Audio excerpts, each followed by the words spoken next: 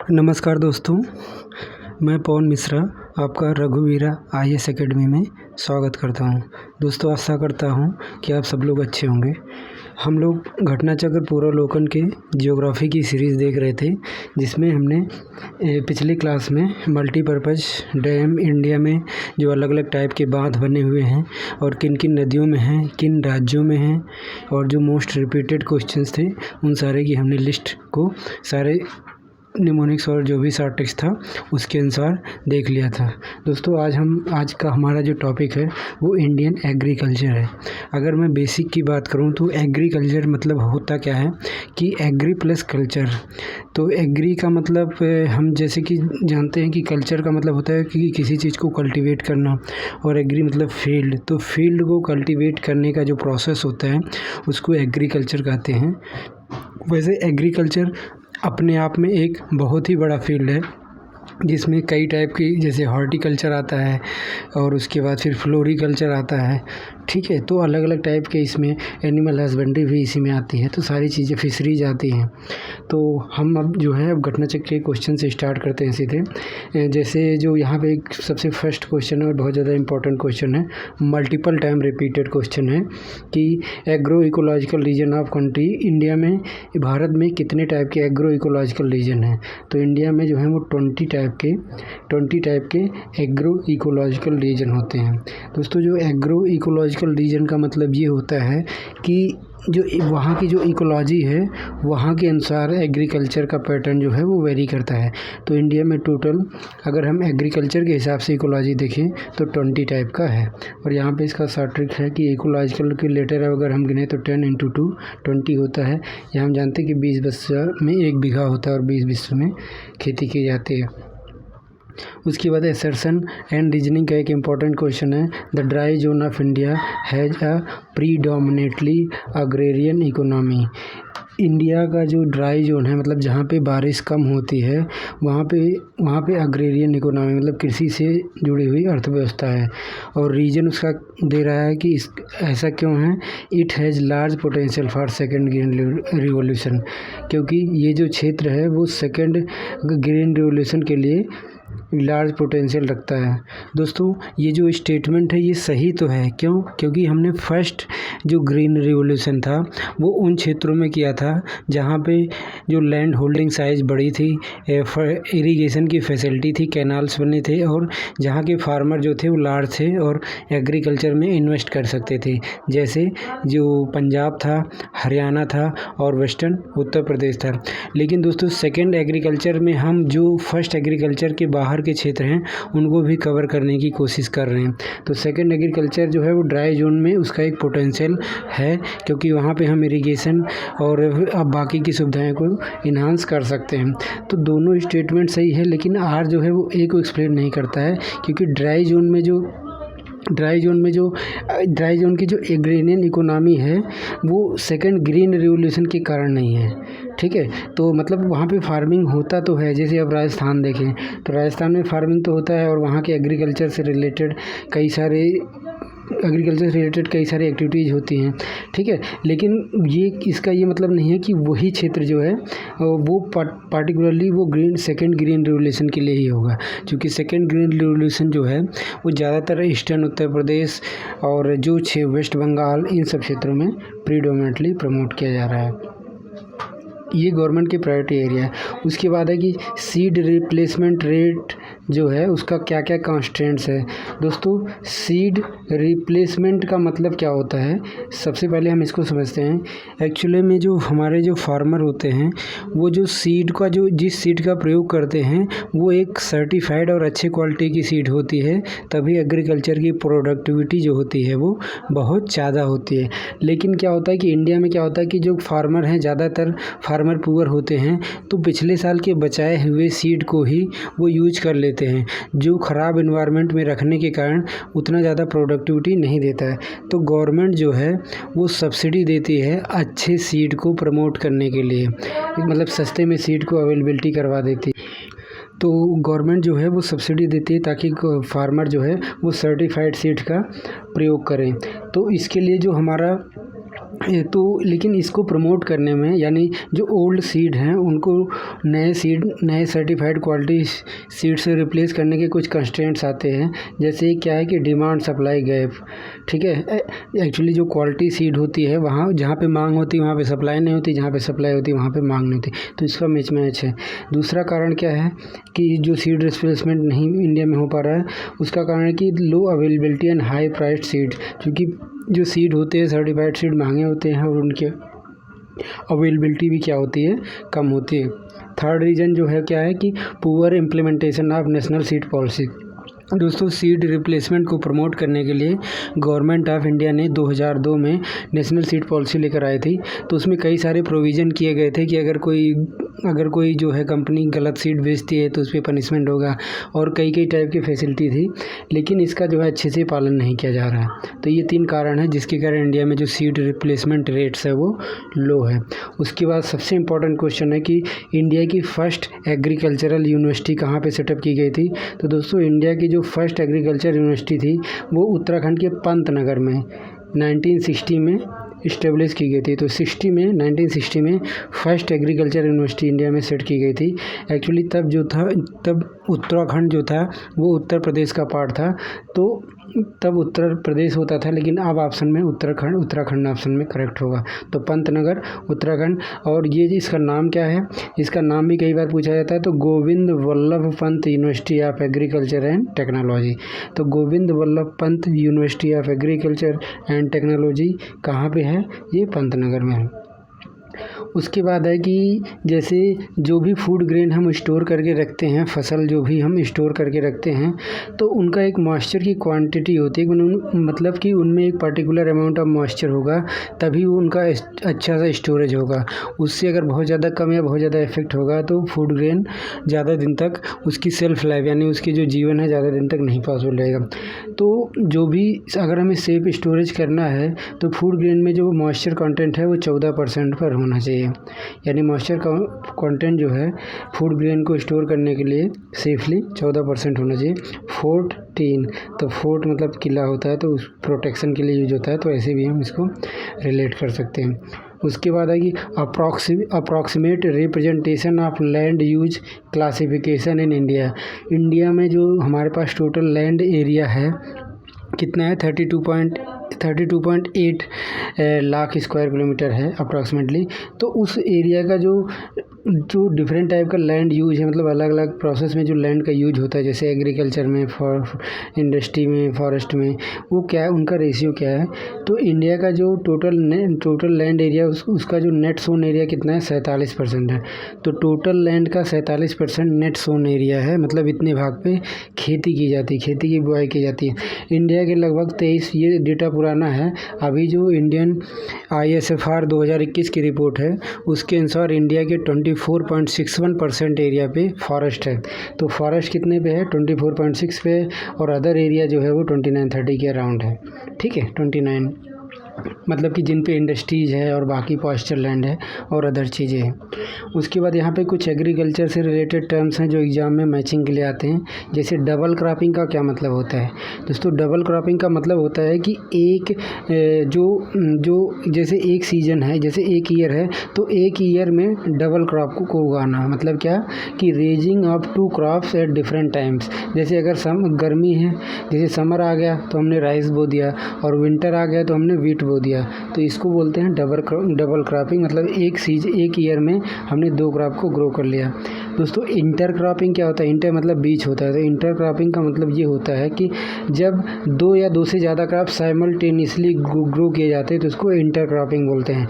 जैसे हम देखते हैं कि सरसों के साथ चना बो दिया जाता है, तो ये क्या होगा, ये एक इंटर क्रॉपिंग का एग्जाम्पल हो गया। दोनों साथ ही होते हैं, दोनों की अलग अलग न्यूट्रिएंट रिक्वायरमेंट होती है, तो और दोनों एक दूसरे को फुलफ़िल करते हैं। उसके बाद मिक्स्ड फार्मिंग क्या होता है, ये UPSC में आ चुका है, अदर एग्ज़ाम में भी ये आ चुका है कि मिक्स्ड फार्मिंग क्या होती है। तो दोस्तों, मिक्स्ड फार्मिंग का मतलब ये होता है जब क्रॉप्स के कल्टीवेशन के साथ फार्मर जो है एनिमल्स की रियरिंग भी करता है, यानी the process of growing crop along with the rearing of animals is known as mixed farming. मिश्रित खेती कहते हैं जब एनिमल का रियरिंग और क्रॉप का कल्टीवेशन साथ साथ करता है फार्मर। ये ज़्यादातर एंशिएंट पुराने समय में होता था। उसके बाद है कि अगर हम इन 4 राज्यों में देखें, पंजाब, हरियाणा, उत्तर प्रदेश और सिक्किम, तो इन 4 राज्यों में कौन सा स्टेट है जिसके पास जो है लोवेस्ट एग्रीकल्चर लैंड है? तो दोस्तों हमें पता है कि सिक्किम एक बहुत हिली एरिया है और इसका एरिया भी बहुत ज़्यादा छोटा है। तो Sikkim has lowest percentage of agriculture land. Approximately Sikkim का 10% एरिया जो है केवल एग्रीकल्चर लैंड है, बाकी में हिली एरिया है, फॉरेस्ट से कवर है। ठीक है। उसके बाद है कि इंडियन एग्रीकल्चर की कुछ यूनिक विशेषताएं हैं जो एग्जाम में ऑप्शन दे के पूछा जाता है कि इंडियन एग्रीकल्चर की कौन कौन सी यूनिक विशेषताएं हैं। तो फर्स्ट है कि ओवर डिपेंडेंस ऑन नेचर, प्रकृति पर बहुत ज़्यादा निर्भरता है। दोस्तों हम जानते हैं कि भारत में कृषि जो है वो मानसून का जीवा कहा जाता है। क्यों? क्योंकि अप्रॉक्सीमेटली 55% जो हमारा नेट सोन एरिया होता है उस पर इरीगेशन की फैसिलिटी ही नहीं है, यानी वो भगवान भरोसे यानी वर्षा पे डिपेंड करता है। उसके बाद क्या है, दूसरी विशेषता क्या है, लो लेवल ऑफ प्रोडक्टिविटी। तो हम जानते हैं कि इंडिया में जो लगभग 80% से ज़्यादा फार्मर हैं वो स्मॉल एंड मार्जिनल फार्मर हैं, जिनके पास 2 हेक्टेयर से कम लैंड होती है और ऐसे कम लैंड पे फार्मर की प्रोडक्टिविटी ज़्यादा हो ही नहीं सकती। तो पर यूनिट अगर हम पर हेक्टेयर हम अगर प्रोडक्शन देखें तो इंडिया में बहुत ज़्यादा कम है। इवन चाइना से अगर हम तुलना करें तो चावल का प्रोडक्शन जो है इंडिया में चाइना से मतलब कि अप्रॉक्सीमेटली हाफ हो जाता है। मतलब अगर 1 हेक्टेयर में वहाँ पे एक हाइपोथेटिकल एग्जांपल मान रहे हैं कि अगर 1 हेक्टेयर में वहाँ पे 10 कुंतल चावल होता है तो इंडिया में जो है उसका मतलब कि 5 कुंतल ही हो पाता है अप्रॉक्सीमेटली। तो over dependence on nature, low level of productivity India की एग्रीकल्चर की विशेषता है। तीसरा क्या है, डाइवर्सिटी ऑफ क्रॉप्स। हमें पता है कि इंडिया में अलग अलग टाइप के क्रॉप बोए जाते हैं, जैसे वीट, राइस, सोरगम, मिलेट्स की डिफरेंट कैटेगरीज होते हैं, मेज होता है, अदर टाइप के क्रॉप्स होते हैं। ठीक है, क्योंकि उसका रीज़न ही यही है, क्योंकि इंडिया में 20 एग्रो इकोलॉजिकल रीजन है। ठीक है। उसके बाद क्या है, predominance of small and marginal farms. जो स्मॉल एंड मार्जिनल फार्म्स हैं उनका बहुत ही ज़्यादा मतलब कि बहुत ज़्यादा सबसे ज़्यादा वही हैं। तो जैसे इंडिया में 86% फार्मर जो हैं उनके पास लेस देन 2 हेक्टेयर लैंड है। उसके बाद है reasons of low productivity in Indian agriculture. भारतीय कृषि की लो प्रोडक्टिविटी का क्या कारण है? तो ऑब्वियस है, सबसे ज़्यादा क्या है, ओवर क्राउडिंग इन एग्रीकल्चर। हमें पता है कि इंडिया की जो 50% अप्रॉक्सीमेटली 45 से 50% के बीच में पॉपुलेशन जो है वो एग्रीकल्चर में ही लगी हुई है, जबकि GDP में एग्रीकल्चर का योगदान लगभग 17 से 18% होता है। तो बहुत एग्रीकल्चर में बहुत ज़्यादा ओवर क्राउडिंग है, तो ऑब्वियस है पर पर्सन प्रोडक्टिविटी बहुत ज़्यादा कम हो जाएगी। जबकि अगर हम दूसरे डेवलप्ड कंट्री यूएसए कनाडा वगैरह में देखें तो वहाँ पे पर फार्मर जो प्रोडक्शन होता है वो बहुत ज़्यादा होता है। उसी बात क्या है, स्मॉल लैंड होल्डिंग है। हमने अभी पढ़ा कि 86% फार्मर जो है लेस देन 2 हेक्टेयर लैंड के साथ हैं। उसके बाद है ट्रेडिशनल एग्रीकल्चर प्रैक्टिसेस। हम जो पुरानी कृषि प्रथाओं का यूज करते हैं, क्योंकि हमारे पास खेत जो होते हैं वो बहुत छोटे छोटे होते हैं, तो बहुत हाई क्वालिटी की मशीन यूज़ नहीं कर सकते। साथ में फार्मर के पास इतना पैसा नहीं होता कि वो बहुत बड़ी बड़ी मशीनें वो अपने एग्रीकल्चर लैंड पे यूज करे। ठीक है, तो ये सब रीज़न है जिसके कारण इंडिया में एग्रीकल्चर प्रोडक्टिविटी जो है वो बहुत ज़्यादा लो है। ठीक है, और एक और रीज़न है कि डिसगाइज अनएम्प्लॉयमेंट। दोस्तों इसको हिंदी में प्रछन्न बेरोजगारी बोलते हैं। ये वही है जो हमने फर्स्ट पॉइंट देखा था कि ओवर क्राउडिंग इन एग्रीकल्चर, मतलब कि अगर 1 किलो धान उगाने के लिए 1 आदमी की ज़रूरत है तो इंडिया में 1 किलो धान उगाने के लिए 10 आदमी लगे हुए हैं। तो इसको तो यानी बाकी के जो 9 आदमी हो गए उनकी जो प्रोडक्टिविटी हो गई वो 0 हो गई। This is known as disguise unemployment, यानी प्रछन्न बेरोजगारी। उसके बाद है अगला क्वेश्चन कि pathway to increase productivity in agriculture. Obvious है, एग्रीकल्चर में प्रोडक्टिविटी कैसे बढ़ेगी? तो दोस्तों अगर हमें एग्रीकल्चर में प्रोडक्टिविटी बढ़ानी है तो हमें सबसे पहले तो इरिगेशन की फैसिलिटी को बहुत ज़्यादा एफिशिएंट करना होगा, क्योंकि इंडिया में अप्रॉक्सीमेटली 45% नेट सोन एरिया ही इरिगेटेड है, रेस्ट डिपेंड्स ऑन मानसून। उसके बाद है क्वालिटी सीड्स प्रोवाइड करना पड़ेगा। अच्छी क्वालिटी का सीड होगा तो पैदावार अच्छी होगी। उसके बाद पेस्टिसाइड एंड फर्टिलाइज़र का भी आवश्यकता अनुसार प्रयोग करना चाहिए। उसके बाद है हमारा next question assertion and reasoning का है कि green revolution technology played a crucial role in gradually transforming traditional agriculture into modern scientific one.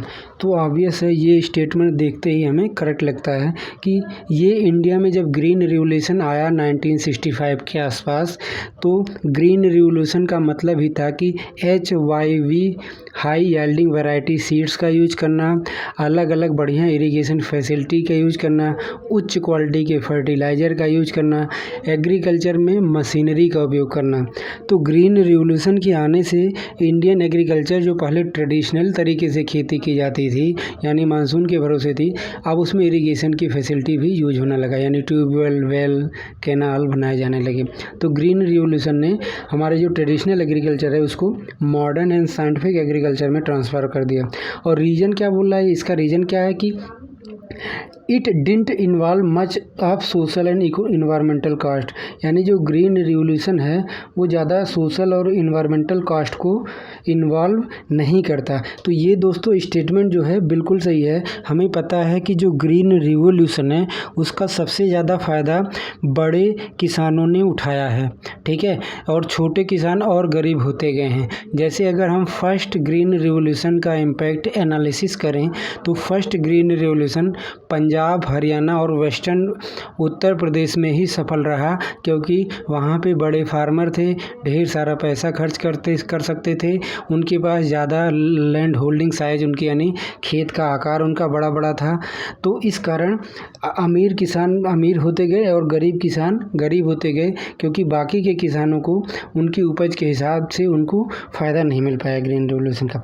Plus इसका इन्वायरमेंटल कॉस्ट भी हुआ। हमें पता है कि ज़्यादा पेस्टिसाइड यूज हुए तो हमारी जो सॉइल है वो इनफर्टाइल होने लगी। ग्रीन रिवोल्यूशन के कारण फार्मर को इलेक्ट्रिसिटी का सब्सिडी दिया जाने लगा, जिसके कारण हमारा जो ग्राउंड वाटर था उसका बहुत ज़्यादा एक्सप्लॉयटेशन हुआ है। तो बिल्कुल ही रीजनिंग भी सही है, लेकिन अगर हम एनालिसिस करें क्या RA का कारण है, तो ये बिल्कुल कारण नहीं है।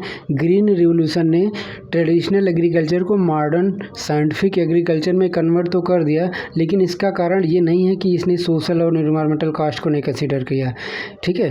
तो दोनों स्टेटमेंट सही हैं, but R didn't explain A, ठीक है, क्योंकि यहाँ पे मैंने देखो लिखा भी है साफ साफ कि ग्रीन रिवोल्यूशन का जो ट्रांसफॉर्मेशन था वो किस पे डिपेंड हुआ, HYV seeds, irrigation, machinery, pesticide etcetera, ठीक है। उसके बाद है हमारा अगला पॉइंट कि average size of operational holding is largest in Rajasthan state. दोस्तों अगर हमें पता है कि राजस्थान जो है वो एरिया वाइज लार्जेस्ट स्टेट है इंडिया का, लेकिन अगर हम average size of land holding भी देखें पर फार्मर, तो वो भी राजस्थान में ही लार्जेस्ट है। इसका सिंपल सा मतलब ये है कि हर किसान के, अगर हम वहाँ के स्टेट के पूरे एग्रीकल्चर लैंड को पर किसान में डिवाइड करें तो सबसे ज़्यादा जो है किस राज्य के किसानों को लैंड मिलेगा, राजस्थान के, ठीक है। उसके बाद पंजाब है।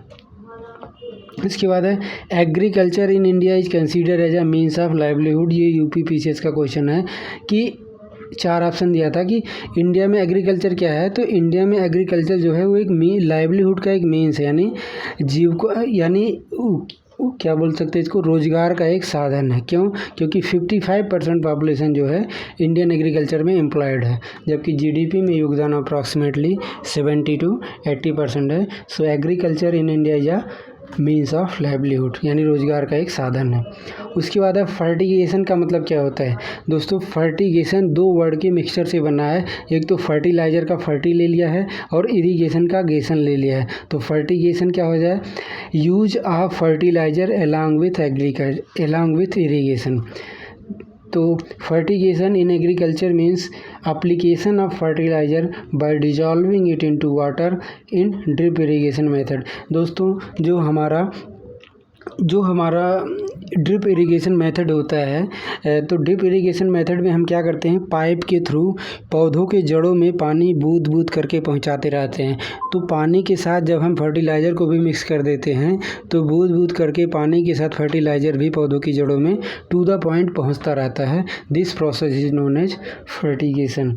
उसके बाद है what is correct for Indian agriculture. Indian agriculture के लिए क्या करेक्ट है, तो ये सारे स्टेटमेंट ही यहाँ पे करेक्ट हैं, क्योंकि मैंने करेक्ट ही उठाए हैं। क्या है, India accounts for 29% of total area under rice cultivation. दोस्तों, पूरे वर्ल्ड में जितने भी क्षेत्रफल पर राइस का कल्टीवेशन होता है उसका 29% भाग तो केवल इंडिया में यूज होता है। यानी अगर पूरे वर्ल्ड में 100 बीघा ज़मीन पर राइस की पैदावार की जाती है तो उसका 29 बीघा तो केवल इंडिया में ही यूज होता है, मतलब इन 29 बीघा इंडिया में ही होता है।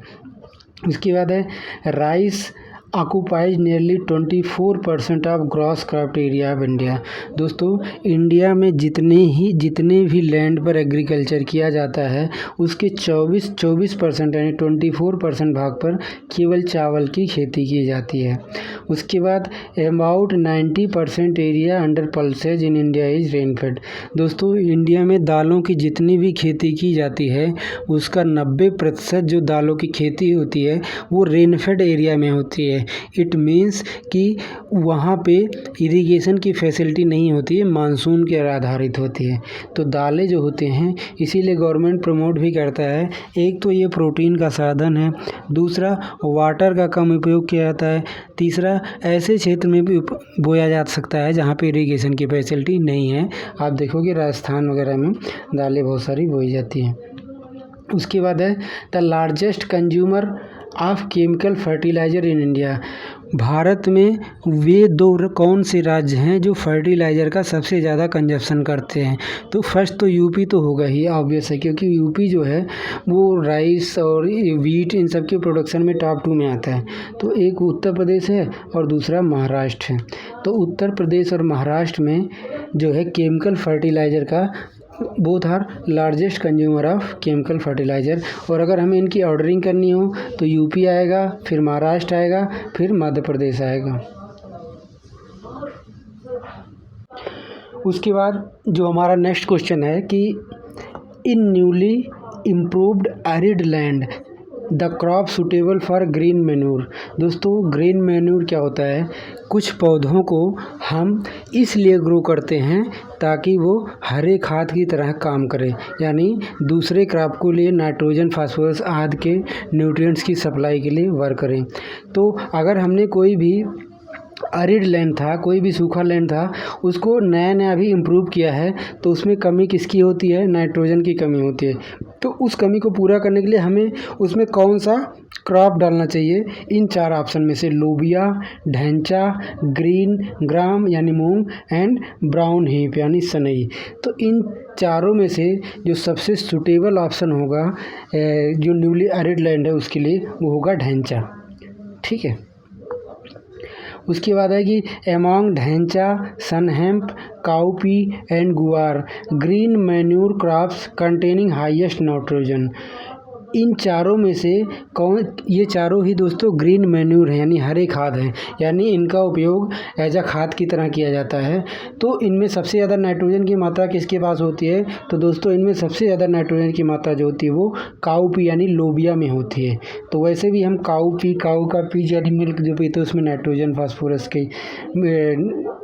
ऐसा माना जाता है कि उसमें न्यूट्रिएंट्स होते हैं, तो we can relate it. But हमें क्या जानना है कि काउपी या लोबिया जो होता है उसमें नाइट्रोजन की हाईएस्ट क्वांटिटी होती है। ठीक है। उसके बाद है कि बैलेंस्ड फर्टिलाइजर्स आर यूज्ड। हम एग्रीकल्चर में फर्टिलाइज़र का बैलेंस यूज क्यों करते हैं, balance fertilisers are use to किस लिए, एक तो हमें प्रोडक्शन इंक्रीज करना होता है इसलिए, क्योंकि बहुत ज़्यादा अगर हम फर्टिलाइज़र का उपयोग कर लेंगे तो उससे क्या होगा दोस्तों, उससे क्या होता है कि हमारी सॉइल की फर्टिलिटी धीरे धीरे लॉस होने लगती है। दूसरा क्या है, इम्प्रूव फर्टिलाइज़र यूज एफिशिएंसी। दूसरा है कि दूसरा क्या है, इम्प्रूव फर्टिलाइज़र यूज एफिशिएंसी, यानी फर्टिलाइज़र के यूज एफिशिएंसी को अच्छी एफिशिएंटली यूज करने के लिए। तीसरा है मेंटेन प्रोडक्टिविटी ऑफ सॉइल के प्रोडक्टिविटी को इन्हांस करने के लिए हम लोग बैलेंस फर्टिलाइजर्स का यूज करते हैं। उसके बाद है इन southern India the area of high agricultural productivity क्या है। तो अगर हम इन 4 ऑप्शन में देखें, जैसे Kerala coast, Telangana, Vidarbha and Tamil Nadu coast, तो इन चारों में से जो हाईएस्ट एग्रीकल्चर प्रोडक्टिविटी है वो तमिलनाडु के कोस्ट पे है। दोस्तों इसका रीज़न ये है कि तमिलनाडु का कोस्ट जो है वो कावेरी रिवर के डेल्टा से बना है, तो वहाँ पे है एलुवियल साइल जो कि बहुत ही ज़्यादा फर्टाइल दोमट मिट्टी होती है। तो इसलिए ये इन साउदर्न इंडिया में इन चारों में से तमिलनाडु कोस्ट जो है वो एग्रीकल्चर प्रोडक्टिविटी के लिए बहुत अच्छा है। और मे भी शायद इस वाले क्षेत्र को ही rice bowl of south India भी कहा जाता है, कावेरी के कोस्ट को rice bowl of south India. उसके बाद है the richest state in replaceable ground water resources. वो कौन सा है दोस्तों, भारत का वो कौन सा राज्य है जहाँ पे जो ग्राउंड वाटर का रिप्लेसेबल जो है, यानी जो उसका पुनर्भरण जो है वो सबसे ज़्यादा होता है, रिचेस्ट स्टेट कौन सा है दोस्तों, वो अपना उत्तर प्रदेश है। उसका कारण यह है कि उत्तर प्रदेश में गंगा यमुना की एलुवियल सॉइल हैं जिसमें ग्राउंड वाटर का पर्कोलेशन यानी उसका स्टोरेज जो है बहुत अच्छे से हो जाता है जब बारिश और बाढ़ आती है। उसके बाद है state which is the pioneer in introducing contract farming. दोस्तों भारत के किस राज्य से कॉन्ट्रैक्ट फार्मिंग की शुरुआत हुई थी, तो ये हुई थी हमारी पंजाब से, क्योंकि यहीं पे आया था भयानक वाला ग्रीन रेवोल्यूशन।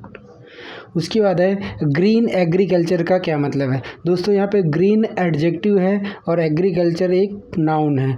तो एग्रीकल्चर करेंगे लेकिन ग्रीन तरीके से, मतलब जब भी ग्रीन लगता है इट मीन्स कि हम इन्वायरमेंट और इकोलॉजी का ध्यान रखते हैं। तो ग्रीन एग्रीकल्चर एक ऐसी प्रोसेस होगी जो हमारी इन्वायरमेंट, इकोलॉजी, सॉइल की फर्टिलिटी, इन सब चीज़ों का ध्यान रखेगी।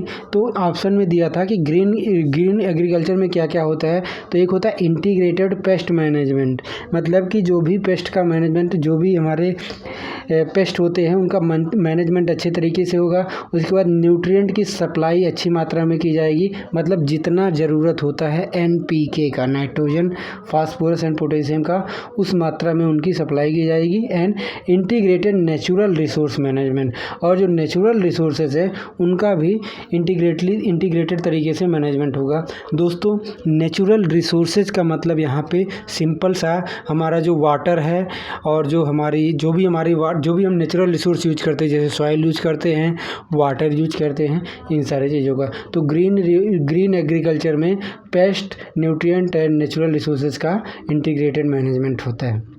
उसके बाद है कि ग्लोबलाइजेशन का इंडियन एग्रीकल्चर पर क्या इम्पैक्ट है। दोस्तों ग्लोबलाइजेशन का मतलब होता है कि the interconnectedness among the countries of the world, और यहाँ पे जो भी है हर चीज़ का, चाहे वो थॉट्स होगा, चाहे वो कल्चर होगा, चाहे वो संस्कृत होगा, या इकॉनमी होगा या पॉलिटी होगा, सबका इंटीग्रेशन होता है, मतलब एक देश दूसरे देश से सीखता है। तो ग्लोबलाइजेशन के कारण भारतीय एग्रीकल्चर में क्या हुआ है कि कैश क्रॉप से जोर ज़्यादा पड़ा है। दोस्तों जो हमारा ट्रेडिशनल एग्रीकल्चर प्रैक्टिस था उसमें फार्मर्स जो थे केवल अपने घर के खाने के लिए और फिर अपने साल भर के यूज के लिए ही क्रॉप को उगाते थे, लेकिन अब जो फार्मर है वो मार्केट के डिमांड के हिसाब से एग्रीकल्चर करता है। इट मीन्स अगर मार्केट में स्ट्रॉबेरी की खेती है तो जो हमारा झांसी वाला क्षेत्र है वहाँ पे स्ट्रॉबेरी की खेती होगी। अगर मार्केट में गन्ने की यानी शुगर की नीड है तो हमारा जो वेस्टर्न उत्तर प्रदेश है वहाँ पे क्या होगा, शुगर केन का प्रोडक्शन होगा। तो कैश क्रॉप्स का पे ज़्यादा जोर पड़ा है। दूसरा है क्या कि इनकम इनइक्वलिटी बढ़ी है। हमने अभी पढ़ा था कि ग्रीन रिवॉल्यूशन के कारण अमीर किसान अमीर होते जा रहे हैं और गरीब किसान गरीब होते जा रहे हैं। उसके बाद है रिडक्शन ऑफ सब्सिडीज़, गवर्नमेंट की जो सब्सिडीज़, गवर्नमेंट जो है पहले बहुत सारी फैसिलिटी, बहुत सारी सब्सिडीज़ देती थी, वो भी अब क्या हो गई है, कम हो गई है। These are the impact of globalisation on Indian agriculture. उसके बाद है main objective of seed village concept. दोस्तों अभी हमने सीड रिप्लेसमेंट रेट को पढ़ा था कि इंडिया में बहुत कम है, यानी अच्छे क्वालिटी का सीड का प्रयोग फार्मर्स बहुत कम कर पाते हैं ड्यू टू डिफरेंट कॉन्स्टेंट्स। तो अब ये जो सीड विलेज कॉन्सेप्ट है, इसका मेन ऑब्जेक्टिव ही यही था, इन्हीं सब चीज़ों को प्रमोट करना। तो क्या है, the main objective of seed village concept is training farmers for quality seed production and making available quality seeds to others. यानी जो क्वालिटी सीड्स है उसके प्रोडक्शन के लिए फार्मर को ट्रेनिंग देना और साथ में क्वालिटी सीड की अवेलेबिलिटी को बढ़ाना। उसके बाद है एग मार्क, एग्रीकल्चर मार्क। ये क्या है? It is a quality certification mark under agricultural produce grading and marketing act 1937। दोस्तों 1937 में जो भी हमारा एग्रीकल्चर का प्रोडक्शन होता है उसकी क्वालिटी को सर्टिफाई करने के लिए और उसके मार्केट को प्रमोट करने के लिए एक एक्ट आता है, agricultural produce grading and marketing act 1937। तो इसके अंतर्गत जो एग्रीकल्चर का प्रोड्यूस है उसको क्वालिटी, उसकी क्वालिटी जो है अच्छी क्वालिटी की है कि ख़राब क्वालिटी है, उसको सर्टिफाई करने के लिए एग मार्क का कॉन्सेप्ट आया था। ये स्टार्ट 1938 में हुआ था। ठीक है, उसके बाद कुछ करेक्ट स्टेटमेंट दिया है, जैसे India has been divided into 15 agro climatic region. दोस्तों अभी हमने पढ़ा था कि इंडिया को 20 एग्रो इकोलॉजिकल रीजन में डिवाइड किया गया है, लेकिन अगर हम क्लाइमेट की बात करें तो क्लाइमेट के आधार पर इंडिया को 15 एग्रो क्लाइमेटिक क्षेत्र में बांटा गया है। और अगर हम एग्रो इकोलॉजिकल रीजन की बात करें तो इंडिया को 20 एग्रो इकोलॉजिकल रीजन में बांटा गया। दोस्तों क्लाइमेट का मतलब ये होता है कि किसी स्थान विशेष पर एक लंबे समय यानी 20 से 30 साल के दौरान वहाँ का जैसा टेम्परेचर रहता है, जैसा विंड पैटर्न रहता है, जैसा रेनफॉल रहता है, वो सारी चीज़ें मिलकर डिसाइड करते हैं किसी स्थान का क्लाइमेट। तो इंडिया में अगर एग्रीकल्चर के पॉइंट ऑफ व्यू से देखें, मतलब किस टाइप की खेती उस क्लाइमेट में हो सकती है, तो ऐसे 15 एग्रो क्लाइमेटिक क्षेत्र होते हैं। लेकिन इकोलॉजी का मतलब क्या होता है कि जो भी बायोटिक और अबायोटिक कंपोनेंट एक दूसरे से इंटरेक्ट करते हैं, तो बायोटिक और ई बायोटिक कंपोनेंट आपस में एक दूसरे से इंटरेक्ट करते हैं। ठीक है, तो एग्रीकल्चर के पॉइंट ऑफ व्यू से इंडिया में ऐसे 20 एग्रो इकोलॉजिकल रीजन है। उसके बाद है coverage area of western Himalaya cold arid eco region is more than coverage area of eastern Himalayan region. यानी इसका मतलब क्या है कि जो हमारा वेस्टर्न हिमालय है, ठीक है, तो उसका जो कोल्ड एरिड रीजन है उसका कवरेज जो है ईस्टर्न हिमालय के कोल्ड एरिड रीजन से ज़्यादा है। तो वो तो हमने हिमालय में भी देखा था कि वेस्टर्न इंडिया जो है, वेस्टर्न हिमालय जो है वो चौड़ाई की दृष्टि से भी ज़्यादा है और वहाँ पे हाइट भी ज़्यादा है। ठीक है, तो यहाँ से ये चीज़ें कवर हो जाती है। उसके बाद है कि practices of eco friendly agriculture. Eco friendly यानी नेचर के अनुसार एग्रीकल्चर के क्या क्या प्रैक्टिस हैं। एक तो क्रॉप का डाइवर्सिफिकेशन किया जाना चाहिए। दोस्तों एक ही क्रॉप को बार बार एक ही एग्रीकल्चर लैंड पे बार बार बोते रहने से वो जो क्रॉप है सेम टाइप के न्यूट्रिएंट्स को बार बार ज़मीन से लेता रहता है, जिससे उस टाइप के न्यूट्रिएंट की कमी सॉइल में हो जाती है और सॉइल जो है वो अनउपजाऊ यानी इनफर्टाइल हो जाता है। तो क्रॉप का डाइवर्सिफिकेशन जो है वो ज़रूरी होता है ताकि जो न्यूट्रिएंट है उसको न्यूट्रिएंट को फिर से डेवलप होने का समय मिले। तो क्रॉप डाइवर्सिफिकेशन होना चाहिए।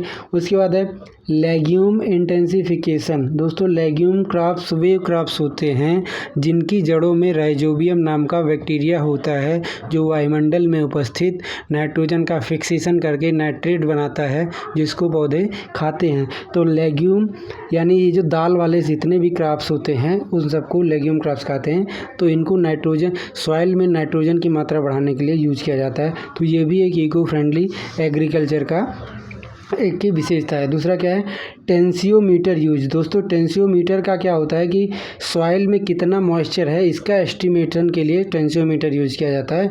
तो ये भी एक इको फ्रेंडली एग्रीकल्चर प्रैक्टिस है कि हम जान लें कि सॉइल में कितना मॉइस्चर है, उसको कब और कितने एग्रीकल्चर इरिगेशन फैसिलिटी की ज़रूरत होगी। उसके बाद है वर्टिकल फार्मिंग। दोस्तों वर्टिकल फार्मिंग का मतलब होता है कि ऐसा इंडोर फार्मिंग जिसमें लाइट के द्वारा टेम्परेचर का पैदावार किया जाता है और कुछ कुछ ऐसे होता है, इस लाइन पे कुछ क्रॉप होंगे, फिर इस लाइन पे कुछ क्रॉप होंगे, फिर इस लाइन के कुछ क्रॉप होंगे। ये एक इंडोर एग्रीकल्चर प्रैक्टिसेस है, मोस्टली जापान वगैरह जैसे देशों में जहाँ पे लैंड कम होता है और वहाँ पे बोए जाते हैं। ठीक है, उसके बाद है advantage of zero tillage in agriculture. दोस्तों, जीरो टिलेज का मतलब होता है किसी भी एग्रीकल्चर लैंड पे बिल्कुल भी जुताई मत करना। तो अगर हम किसी भी एग्रीकल्चर लैंड पे जुताई नहीं करते तो उसके क्या क्या फ़ायदे होते हैं। एक तो ये है कि अगर हम sowing of wheat is possible without burning crop residue. दोस्तों, अगर हम किसी जो पंजाब और हरियाणा में स्टबल बर्निंग का केस क्यों आता है, क्योंकि वहाँ पे चावल की खेती के बाद तुरंत व्हीट की खेती करनी होती है, तो वो क्या करते हैं, उसको जला देते हैं और फिर जुताई करके खेती करते हैं। लेकिन अगर हम जीरो टिलेज का यूज़ करते हैं तो हम क्या कर सकते हैं कि बिना क्रॉप रेसिड्यू को बर्न किए ही उसी में व्हीट का बो दे सकते हैं। इससे उसको जो सॉइल है उसमें मॉइस्चर का कंटेंट भी बढ़ता है और साथ में ऑर्गेनिक कंपाउंड जो भी स्टेबल बचता है उससे ऑर्गेनिक कंपाउंड मिल जाता है उसका। ठीक है, तो ये जीरो टिलेज का फ़ायदा होता है। दूसरा क्या है, direct planting of paddy seeds in wait soil in possible. यानी अगर हम किसी भी एग्रीकल्चर लैंड पे कोई जुताई नहीं करते हैं तो वहाँ पे हम पैडी को डायरेक्टली बो सकते हैं। ठीक है, उसके बाद है carbon sequestration in soil is possible. दोस्तों, कार्बन सिक्वेस्ट्रेशन का मतलब ये होता है कि कार्बन को पौधे या किसी दूसरे जगह स्टोर करना। तो जो स्टबल होता है यानी जो भी गेहूं या चावल के जो बचे हुए रेसिड्यू होते हैं उनमें तो कार्बन स्टोर ही होता है। तो जब हम उनको जलाते हैं तो वो कार्बन ऑक्सीजन से मिलकर कार्बन डाइऑक्साइड बन के आकाश में उड़ जाता है और ग्रीन हाउस गैस का एमिशन हो जाता है। लेकिन अगर हम उसको जलाएं ही नहीं यानी जीरो टिलेज करें ही नहीं तो अगर हम जीरो टिलेज नहीं करते हैं तो वो सारे कार्बन उन्हीं प्लांट रेसिड्यू में ही स्टोर रहता है। ठीक है, उसके बाद है कि पर्माकल्चर फार्मिंग मीन्स क्या होता है। Permaculture farming means self sufficient and sustainable farming based on crop diversity, resilience, natural productivity, soil fertility and mulching. दोस्तों, पर्माकल्चर दो वर्ड से मिलके बनता है, एक तो परमानेंट, दूसरा एग्रीकल्चर का मिक्स करके। तो ऐसी फार्मिंग प्रैक्टिस ये होती है जो सेल्फ सफिशिएंट होती है, मतलब कि अपने यानी कि क्रॉप को ग्रो करते रहेंगे और उसके साथ सॉइल के न्यूट्रिएंट को भी लगातार ध्यान रखेंगे। तो ये लॉन्ग टर्म तक चलता रहता है क्योंकि ना तो सॉइल की फर्टिलिटी कम होती है और ना ही क्रॉप का प्रोडक्शन कम होता है। तो पर्माकल्चर के लिए हमें इन सारे अच्छे प्रैक्टिसेस को फॉलो करना पड़ता है। पहले तो क्रॉप को बार बार डाइवर्सिफाई करना पड़ेगा क्योंकि एक ही टाइप के क्रॉप जो सॉइल से सेम टाइप को न्यूट्रिएंट्स को बार बार खींचते रहते हैं तो जिससे सॉइल इनफर्टाइल होने लगता है। उसके बाद क्या है, नेचुरल प्रोडक्टिविटी करें यानी प्रकृति का ध्यान रखें, सॉइल की फर्टिलिटी का ध्यान रखें। और मल्चिंग का मतलब ये होता है कि एग्रीकल्चर लैंड को किसी ऑर्गेनिक चीज़ों से कवर कर देना जिससे मॉइस्चर का लॉस ना हो, तो सिंचाई की कम आवश्यकता पड़ती है। दोस्तों, यहाँ पे हमारा एग्रीकल्चर का फर्स्ट चैप्टर ख़त्म होता है। उसके बाद हमारा चैप्टर स्टार्ट होता है द ग्रीन रिवॉल्यूशन। दोस्तों, जैसा कि मैंने बताया कि ग्रीन रिवॉल्यूशन 1966-65 के आसपास स्टार्ट हुआ था। तो हमारा जो फर्स्ट क्वेश्चन है कि green revolution was introduced in 20th century during the decades of 60s यानी 60s डिकेड के दौरान ग्रीन रिवॉल्यूशन इंडिया में स्टार्ट हुआ था इन 1966 यानी 1960s में 1966 में, क्योंकि 1960s का मतलब वो ये होता है कि 61 से लेके 69 तक। कहाँ पे हुआ था, किन क्षेत्रों में, तो Punjab, Haryana and western Uttar Pradesh region मैंने बता दिया आपको, क्योंकि यहाँ के फार्मर के पास कैपिटल था, साथ में इनके पास लैंड थी, साथ में इरिगेशन की फैसिलिटी थी। उसके बाद है कि टर्म एवर ग्रीन रिवॉल्यूशन, अभी तो हमने सुना ग्रीन रिवॉल्यूशन, अब लेकिन ग्रीन रिवॉल्यूशन के कारण हमने देखा कई सारे इन्वायरमेंटल कॉस्ट है उसके, जैसे बहुत ज़्यादा ग्राउंड वाटर का एक्सप्लॉयटेशन हो गया, उसके बाद बिजली का बहुत ज़्यादा यूज हुआ था, एनर्जी बहुत ज़्यादा फालतू का खर्च हुआ, उसके बाद बहुत ज़्यादा फर्टिलाइज़र के यूज़ से सॉइल की फर्टिलिटी कम हो गई, फूड में पेस्टिसाइड आने लगा। तो इन सब के कारण जो हमारे एग्रीकल्चर साइंटिस्ट हैं MS स्वामीनाथन जी ने एक एवरग्रीन रिवोल्यूशन का कॉन्सेप्ट दिया था, यानी एग्रीकल्चर का प्रोडक्शन ऐसा करना है ताकि इन्वायरमेंट और इकोलॉजी का भी ध्यान रखा जाए, यानी उसके निगेटिव इम्पैक्ट को भी रिड्यूस करना है। तो the term evergreen revolution for agriculture production in India is given by MS. Swaminathan. He is also known as father of India's green revolution. तो इंडिया के ग्रीन रिवोल्यूशन के पिता भी एम.एस. स्वामीनाथन को कहा जाता है, क्योंकि वैसे तो ग्रीन रिवोल्यूशन के फादर जो हैं वो नॉर्मन बोरलॉग जी हैं, जिनको नोबेल प्राइज़ मिला था। उसके बाद तो ये क्या होता है, सस्टेनेबल एग्रीकल्चर होता है, जिसमें हम लोग बायो फर्टिलाइज़र यूज करते हैं, कंपोस्ट और रेन वाटर हार्वेस्टिंग करते हैं। उसके बाद नॉर्मन अर्नेस्ट बोरलॉग, वही जो अभी मैंने कहा कि नॉर्मन ई बोरलॉग, इनको कहा जाता है कि फादर ऑफ ग्रीन रिवोल्यूशन। तो अगर फादर ऑफ ग्रीन रिवोल्यूशन पूछता है तो वो नॉर्मन ई बोरलॉग होंगे, और father of India's green revolution MS. Swaminathan. और जो नॉर्मन ई बोरलॉग जी थे वो यूएसए के थे, लेकिन वो मैक्सिको में रह के वो अपना काम करते थे। तो वो किस कंट्री से थे, वो यूएसए से थे। बट ही इंट्रोड्यूस HYV यानी हाई यील्डिंग वैरायटी सीड्स इन मैक्सिको, इंडिया, पाकिस्तान। तो मैक्सिको, इंडिया, पाकिस्तान में उन्होंने HYV सीड्स को इंट्रोड्यूस किया था, और इनको पीस का नोबेल प्राइज़ मिला था। दोस्तों, एग्रीकल्चर में कोई नोबेल प्राइज़ होता नहीं है, तो इनको पीस का नोबेल प्राइज़ मिला था, क्योंकि ये एक अकेले सिंगल ऐसे पर्सन हैं इतिहास में जिनका ह्यूमैनिटी, मानवता में बहुत बड़ा योगदान है। क्योंकि इनके कारण इंडिया जैसे देश, जो कि खाद्यान्न की कमी के कारण भुखमरी, अकाल, बाकी ऐसी प्रॉब्लम से जूझते थे, तो इनको नोबेल का पीस प्राइज़ मिला था। ये एक अकेले सिंगल पर्सन थे, जिनकी वजह से कई लोग आज ज़िंदा रह पाते हैं और फूड सिक्योरिटी को इंश्योर कर पाते हैं, मतलब कि खाने की सुविधा है, क्योंकि इन्होंने पर हेक्टेयर जो लैंड थे उससे प्रोडक्टिविटी को बहुत ज़्यादा डिपेंड कर दिया। इवन आप सोचो कि ग्रीन रिवोल्यूशन आने से पहले India was a food importer country, ठीक है। भारत में इतना पैदावार होता ही नहीं था कि सबको खाने की, इंडिया वाले सबको खाने को दे पाएँ। लेकिन जब से ग्रीन रिवोल्यूशन आया, तब से इंडिया जो इम्पोर्टर से एक्सपोर्टर बन गया है।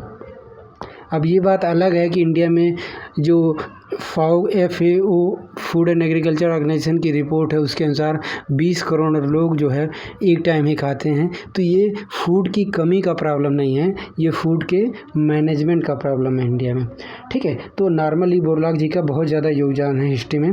तो नॉर्मन ई बोरलॉग को पीस का नोबेल मिला था, ठीक है, एग्रीकल्चर का नहीं। उसके बाद इनको बहुत सारे मेडल मिल चुके हैं, प्रेसिडेंट मेडल मिल चुका है, कांग्रेस मेडल, पद्म विभूषण, इंडिया वालों ने पद्म विभूषण भी इनको दे रखा है। उसके बाद है कि ग्रीन रिवोल्यूशन का मतलब होता क्या है। तो ग्रीन रिवोल्यूशन में 3 चीज़ें आती हैं, खाद, पानी और बीज। तो HYV high yielding variety seed, फिर खाद यानी फर्टिलाइज़र, और फिर वाटर यानी इरिगेशन। तो ये 3 जो हैं वो ग्रीन रिवोल्यूशन के कंपोनेंट हैं। उसके बाद ये क्वेश्चन सबसे ज़्यादा आता है कि most benefited crops by green revolution. Green revolution के दौरान सबसे ज़्यादा किस क्रॉप को फ़ायदा हुआ, तो दैट इज़ व्हीट, गेहूँ। हमें पता है कि नॉर्मन ई बोरलॉग जी ने इंडिया में जो ग्रीन रिवोल्यूशन इंट्रोड्यूस किया था वो व्हीट पर ही रिसर्च करके व्हीट पे ही इंट्रोड्यूस किया गया था। तो wheat is the most benefited crops by green revolution. उसके बाद है राइस, तो बोथ इन प्रोडक्शन में भी और प्रोडक्टिविटी में भी। उसके बाद है आफ्टर इंडिपेंडेंस, स्वतंत्रता के बाद India progressed maximum in production of wheat. अगर स्वतंत्रता के बाद देखें तो इंडिया में सबसे ज़्यादा किस क्रॉप में प्रोग्रेस हुआ है, तो दैट इज़ व्हीट। उसके बाद है main crop used in green revolution, simple सी बात है, मैक्सिकन व्हीट। जो ग्रीन रिवोल्यूशन में कौन सा क्रॉप यूज किया गया था, मैक्सिकन व्हीट का, यानी मैक्सिको में पाई जाने वाली व्हीट की एक variety. As a result of green revolution, the yield per hectare of wheat touched the record figure of 2000 kg.